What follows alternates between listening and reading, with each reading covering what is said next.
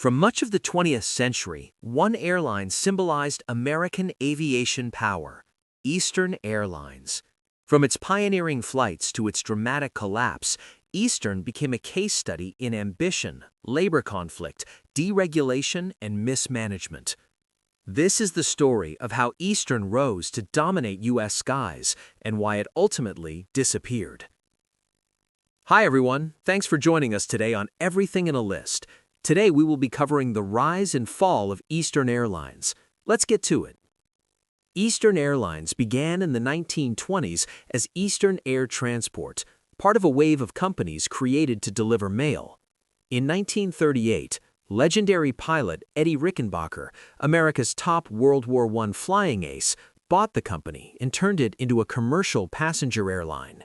Under Rickenbacker, Eastern focused on reliability and prestige, growing into one of the big four U.S. airlines alongside TWA, United, and American. By the 1950s and 60s, Eastern was thriving.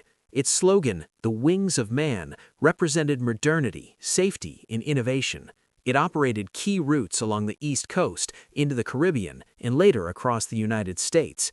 Eastern introduced jet aircraft like the Boeing 727 and Lockheed L-1011 TriStar and carried millions of passengers every year. But competition was fierce and operating costs were high. Even during its best years, Eastern's margins were thin, setting the stage for later trouble. The Texas Air Takeover. In 1986, Eastern was acquired by Texas Air Corporation, run by Frank Lorenzo, a controversial figure known for aggressive cost-cutting tactics. Lorenzo sold Eastern's profitable shuttle division and other valuable assets to pay debt, moves critics argued gutted the airline. Labor unions, pilots, flight attendants, and especially mechanics felt betrayed. What followed would become one of the most damaging labor battles in airline history. By 1989, tensions exploded. Eastern's mechanics went on strike, and other unions joined in solidarity. Management attempted to keep operations running, but cancellations surged, travelers lost confidence, and revenue collapsed. The airline filed for bankruptcy protection. Planes were grounded, lawsuits piled up, and the once iconic carrier spiraled downward. Despite attempts to save the company, Eastern Airlines finally ceased operations in January 1991. Thousands of employees lost their jobs, and one of America's most storied airlines vanished almost overnight.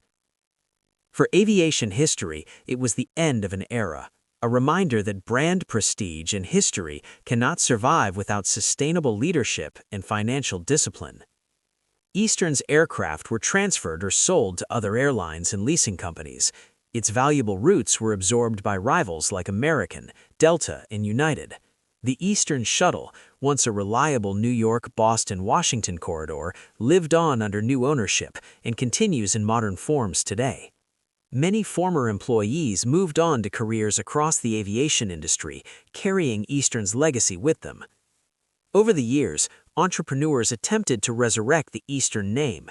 A short-lived new Eastern Airlines launched in the mid-2010s, flying charter and limited scheduled services, but it never became a major carrier and eventually folded.